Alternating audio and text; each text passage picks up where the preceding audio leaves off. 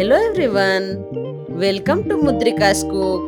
આજે હું તમારી સાથે શેર કરીશ એક નવી રેસીપી. ખજૂર પાક તો તમે ખાતા જ હશો અને ગુંદર પાક પણ ખાતા હશો. તો આજે આપણે આ બંને વસ્તુનું કોમ્બિનેશન કરવાના છીએ, એટલે કે ખજૂર ગુંદર પાક બનાવવાના છીએ. આ ખજૂર ગુંદર પાક શક્તિવર્ધક અને હેલ્ધી પણ છે. તો ચાલો ખજૂર ગુંદર પાક બનાવવાનું શરૂ કરીએ.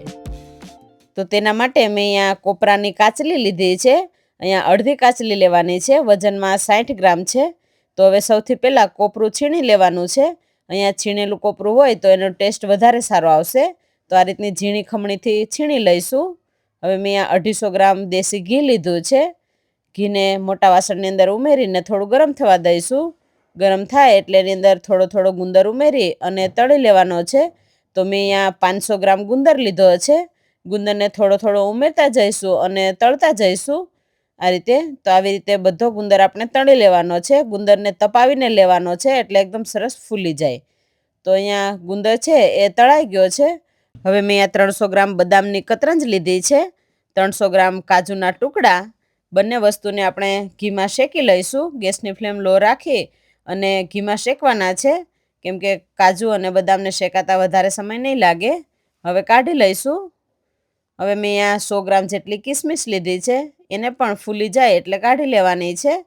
અહીંયા ગેસની ફ્લેમ લો રાખી અને બધી વસ્તુને શેકી લેવાની છે. તો અહીંયા કિસમિસ ફૂલી ગઈ છે, હવે કાઢી લઈશું. હવે મેં અહીંયા 2 કિલો ખજૂર લીધો છે. ખજૂરના ઠળિયા કાઢી લીધા છે અને આ રીતનો આખો જ રાખેલો છે. આખો ખજૂર હોય તો આપણે ખાતી વખતે એના અમુક ટુકડા આવે તો એનો ટેસ્ટ વધારે સારો આવે, એટલા માટે મેં આખા ટુકડા રાખેલા છે. પણ જો તમારે ખજૂરના નાના ટુકડા કરીને લેવું હોય તો તમે ટુકડા પણ કરી શકો. તો આ રીતે ખજૂરને ઘીમાં શેકી લેવાનો છે. હવે મેં આ 500 ગ્રામ મોળો માવો લીધો છે, એને બીજા વાસણમાં શેકી લઈશું. શેકતી વખતે એની અંદર કાંઈ ઉમેરવાનું નથી. માવામાંથી ઘી છૂટું પડે ત્યાં સુધી શેકવાનો છે. તો અહીંયા માવો છે એ 5 મિનિટ જેવું થઈ ગયું છે અને શેકાઈ ગયો છે. ઘી પણ છૂટું પડવા માંડ્યું છે. હવે માવાને ખજૂરની અંદર ઉમેરી દઈશું અને મિક્સ કરી લઈશું. તો અહીંયા ખજૂર પણ ધીમે ધીમે પીગળતો જાય છે. ખજૂર ગુંદર પાકની અંદર ખજૂરના ટુકડા થોડા મોટા હોય તો ખાવાની ખૂબ જ મજા આવે છે અને એનો ટેસ્ટ પણ એકદમ સરસ આવે છે. તો માવો છે એ ખજૂરની અંદર મિક્સ થઈ ગયો છે. હવે આપણે છીણેલું કોપરું ઉમેરી દઈશું. કોપરું ઉમેરી અને તરત જ આપણે કાજુ અને બદામ જે ઘીમાં શેકેલા છે એ પણ ઉમેરી દેવાના છે. ગુંદર પણ ઉમેરી દઈશું અને મિક્સ કરી લઈશું. અહીંયા થોડો ગુંદર ઉમેરી અને બધું બરાબર મિક્સ કરી લેવાનું છે. હવે આપણે એની અંદર મિક્સ કરી અને શેકેલી કિસમિસ પણ ઉમેરી દઈશું અને બધી વસ્તુ મિક્સ કરી લઈશું. અહીંયા તમારે જો સૂંઠ પાવડર ઉમેરવો હોય તો તમે ઉમેરી શકો. હવે બધી વસ્તુને બરાબર મિક્સ કરવાની છે. બધું બરાબર મિક્સ થઈ જાય એટલે આપણે ચોકીની અંદર થોડું મિક્સર ઉમેરી અને સેટ કરવા માટે રાખી દઈશું. તો આ રીતે બધું મિક્સર અહીંયા ઉમેરી દીધું છે. હવે આપણે સેટ કરી લઈશું. તો વાટકીની મદદથી થોડું આ રીતે પ્રેસ કરી અને બધું મિક્સર ચોકીમાં પાથરી દીધું છે અને ઉપરથી આ રીતે પ્રેસ કરી લીધું છે. તો એકદમ સરસ સેટ થઈ ગયું છે.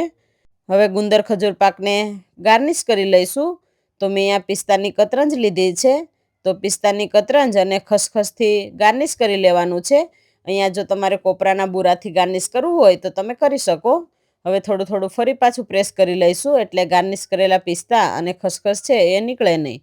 તો આ રીતે બધું પ્રેસ કરી લીધું છે. હવે આપણે 2 થી 3 કલાક માટે સેટ થવા માટે રાખી દેવાનું છે. 2 થી 3 કલાક પછી આપણે એમાંથી કાપા પાડીશું. તો અહીંયા 3 કલાક જેવું થઈ ગયું છે અને કાપા પાડી લીધા છે. તો હવે આપણે ખજૂર ગુંદર પાકનો એક ટુકડો કાઢી અને જોઈ લઈશું. તો એકદમ સરસ આ રીતનો ખજૂર ગુંદર પાક બનીને તૈયાર થઈ ગયો છે. તો જોતાં જ મોઢામાં પાણી આવે એવો ખજૂર ગુંદર પાક બનીને તૈયાર થઈ ગયો છે. તો તમે પણ આ શિયાળાનું વસાણું એટલે કે ખજૂર ગુંદર પાકની રેસીપી જરૂરથી ટ્રાય કરજો.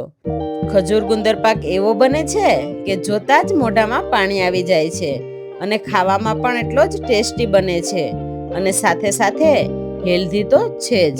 તો તમે પણ આ ખજૂર ગુંદર પાકની રેસીપી જરૂરથી ટ્રાય કરજો અને તમારા મિત્રો અને સ્નેહીજનોને શેર કરજો. અને આ વિડીયો પસંદ આવ્યો હોય તો વિડીયોને લાઈક કરજો, શેર કરજો અને હા, સબસ્ક્રાઈબ કરવાનું ના ભૂલતા. અને આવી નવી નવી રેસીપી જોવા માટે અમારી ચેનલને સબસ્ક્રાઈબ કરજો. Thank you.